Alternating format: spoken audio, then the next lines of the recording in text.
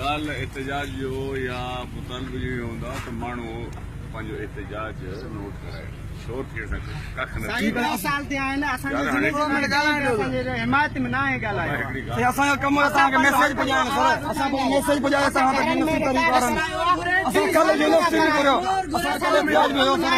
assembly में वीचारा नहीं ॻाल्हायो न तव्हां ॻाल्हायो असांजे बारे में सर यूनिवर्सिटी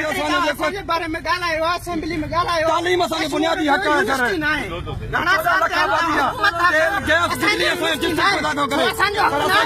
चालीह मां 16 सीटूं थी विया आहिनि छो न आहे असांखे यूनिवर्सिटी ॾिनो हुयो असां 2 सालनि खां जेको असां हड़तालूं था कयूं एहतजाज नोटिस हिकिड़ो नुमाइंदो बि न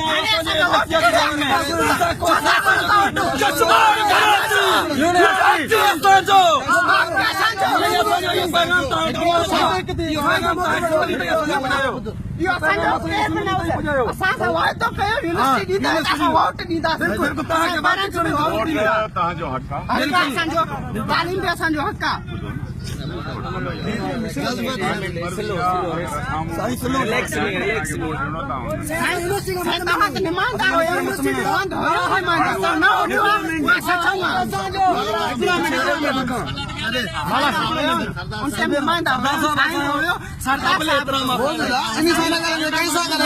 बुनियादी हक़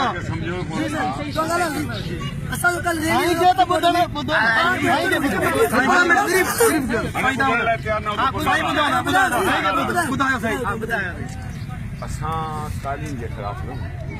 पाण चाहियूं था तव्हां हिते जा नौजवान पढ़ियल लिखियल अॻिते वधनि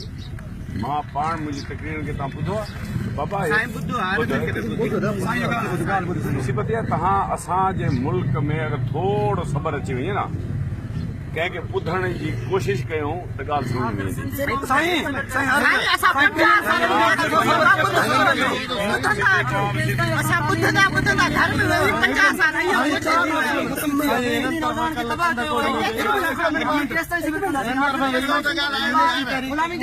ईंदी कल कंदकोर में हिकिड़ो मार्च कयो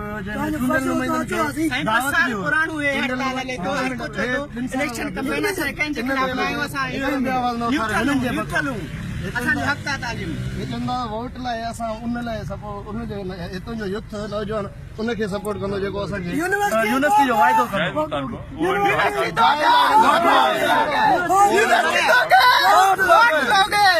बिल्कुल सही है बिल्कुल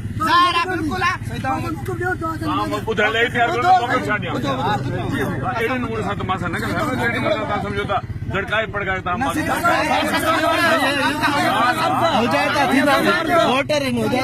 यार वोटर आहे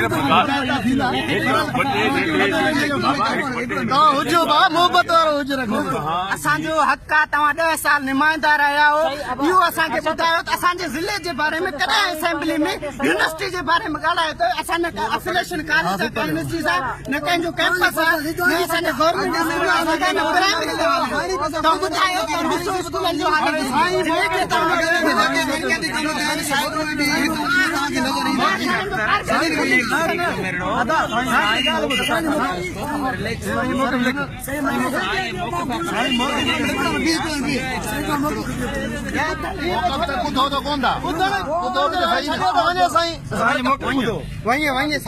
असांजो को कमु न थियो आहे